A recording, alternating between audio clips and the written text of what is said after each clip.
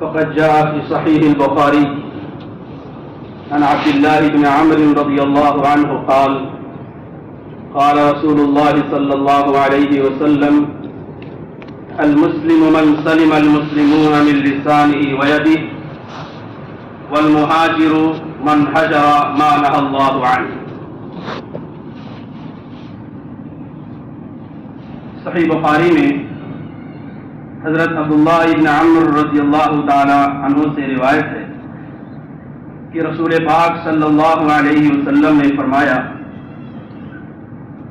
کہ صحیح اور سچا مسلمان وہ ہے جس کی زبان اور اس کے ہاتھ سے دوسرے مسلمان محفوظ رہے، اور مہاجر ہجرت کرنے والا وہ ہے جو اللہ تعالی کی منہیات کو، منع کی ہوئی چیزوں کو چھوڑ دے۔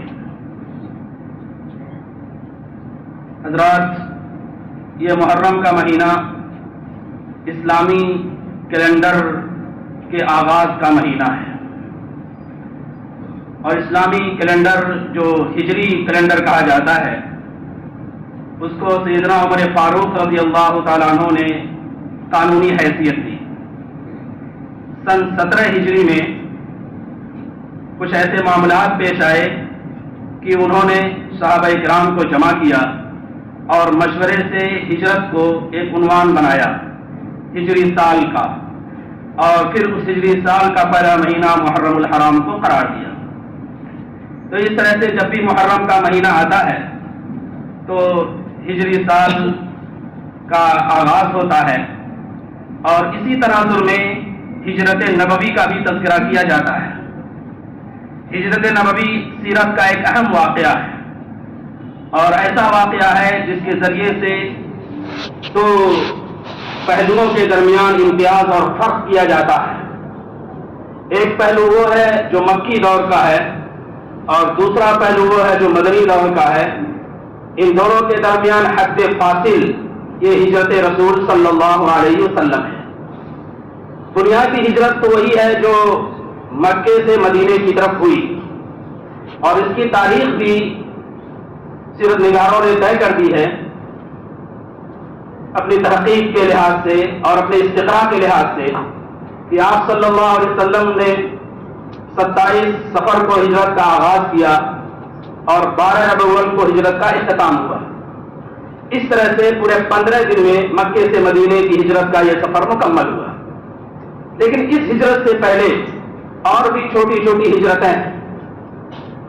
اللہ کے رسول صلی اللہ علیہ وسلم نے جب مکہ مکرمہ میں دعوت کا آغاز کیا تو وہ لوگ جو مکے کے سردار تھے اور اپنے آپ کو بڑا سمجھتے تھے، اس دعوت کی مخالفت کی، اور کسی طرح سے بھی مسلمانوں کو آرام اور چین سے رہنے نہیں دیا۔ نتیجتاً اللہ کے رسول صلی اللہ علیہ وسلم نے دو مقصد کی خاطر، ایک تو یہ ہے کہ مکے سے باہر بھی دعوت کا کام پہنچے، اور دوسرے یہ ہے کہ کچھ امن و سکون حاصل ہو، آپ صلی اللہ علیہ وسلم نے ہجرت حبشہ کا حکم دیا۔ چنانچہ حبشے کی طرف ہجرت کرنے والے افراد میں 14 افراد تھے، جس میں 10 مرد تھے اور 4 خواتین تھیں۔ ان میں حضرت عثمان بن عفان رضی اللہ تعالیٰ عنہ تھے، اور حضرت رقیہ بھی تھی۔ پھر اس کے بعد یہ سلسلہ جاری رہا حبشہ کی طرف ہجرت کرنے کا، اور حبشہ کی طرف ہجرت کرنے والے افراد میں تقریباً 83 افراد تھے جو وہاں ہجرت کر کے گئے۔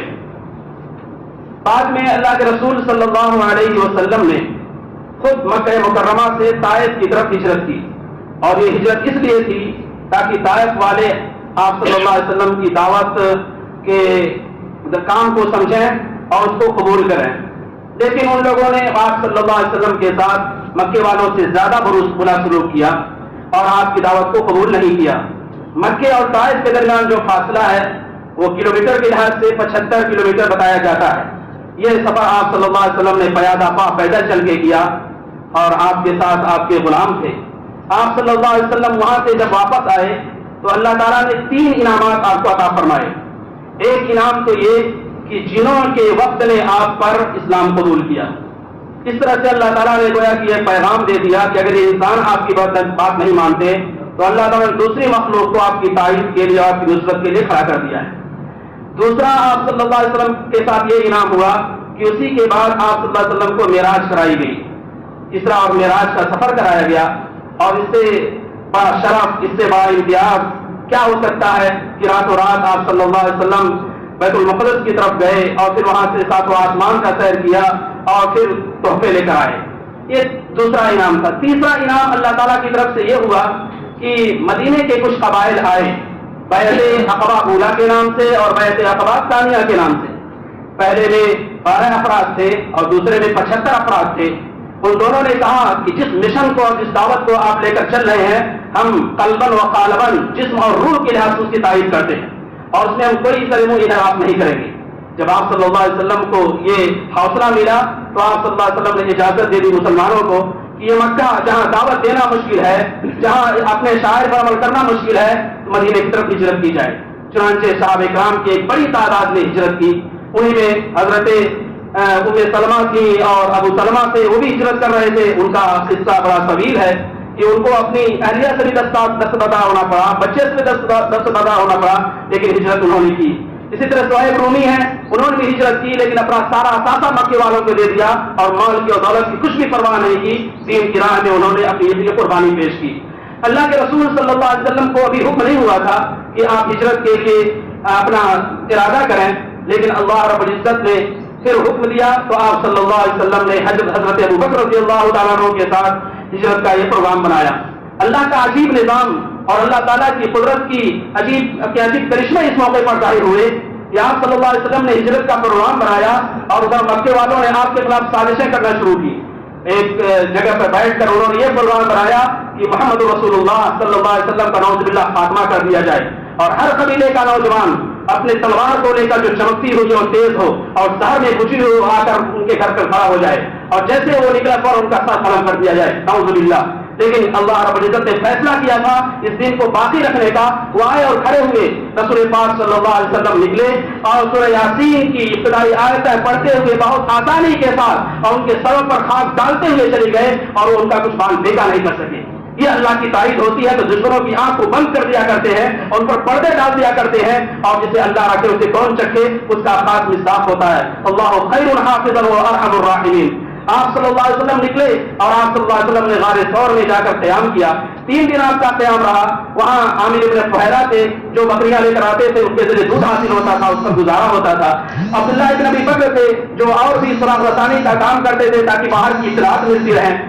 غار میں داخل ہونے سے پہلے حضرت ابوبکر صدیق رضی اللہ تعالیٰ عنہ نے یہ کام کیا کہ پہلے جا کر غار کو صاف کیا۔ آپ صلی اللہ علیہ وسلم محترم تھے اور معظم تھے اور ہر لحاظ سے نبی تھے اور رسول تھے، تو ان کی خدمت کو انہوں نے اپنے لیے ایک سرمایہ افتخار سمجھا، سعادت کا ذریعہ سمجھا۔ پہلے گئے غار کو صاف کیا، پھر کہا کہ آپ صلی اللہ علیہ وسلم تشریف لائیں، اور اس کے بعد وہاں رہے۔ اسی درمیان وہ قافلہ بھی آ گیا جو آپ کا پیچھا کر رہا تھا، لیکن اللہ رب العزت نے غیبی انتظام وہاں بھی فرمایا کہ مکڑی کو حکم دیا کہ اس نے اپنی جال بن دی، اور اس طرح سے کبوتر نے انڈے دے دیے، تو ان کی عقلوں نے کچھ کام نہیں کیا، اور اللہ کے رسول صلی اللہ علیہ وسلم نے خود حضرت ابوبکر رضی اللہ تعالیٰ سے فرمایا لا تحزن ان اللہ معنا، غم نہ کرو ہمارے ساتھ ہے۔ ان تمام باتوں میں ایک بات یاد رکھنے کی ہے کہ تمام باتیں اللہ کے رسول صلی اللہ علیہ وسلم نے اور حضرت ابوبکر صدیق رضی اللہ عنہ نے بہت ہی رازداری کے ساتھ اور احتیاط کے ساتھ انجام دی۔ اس سے پتہ یہ چلا کہ کوئی کام کرے انسان تو احتیاط اور رازداری بہت ضروری ہے، اگر اس میں شہرہ ہوگا، اعلان ہوگا تو پھر اس نتیجہ کچھ کا کچھ ہو جائے گا۔ آپ صلی اللہ علیہ وسلم نکلے اور پھر راستے میں کئی معجزات سامنے آئے۔ مدینہ منورہ پہنچے تو وہاں آپ صلی اللہ علیہ وسلم نے مسجد کا قیام کو سب سے پہلے ترجیح دی۔ اس سے پتہ چلا کہ اپنے گھر بنانے سے پہلے، اپنے ٹھکانے کے انتظام سے پہلے مسجد کا انتظام کرنا چاہیے۔ یہ وہ چیزیں ہیں جو ہمارے لیے ضروری ہے۔ یہ تو ہجرت نبوی ہے۔ میں نے حدیث شریف جو پڑھی اس میں اللہ تعالیٰ نے، اللہ کے رسول صلی اللہ علیہ وسلم نے فرمایا المسلم من سلم المسلمون من لسانه ويده والمهاجر من هجر ما نهى الله عنه۔ صحیح مسلمان وہ ہے جس کی زبان اور اس کے ہاتھ سے دوسرے مسلمان محفوظ رہے، اور مہاجر، سچا مہاجر وہ ہے کہ جو اللہ تعالیٰ کے منع کی ہوئی چیزوں سے چھوڑ دے۔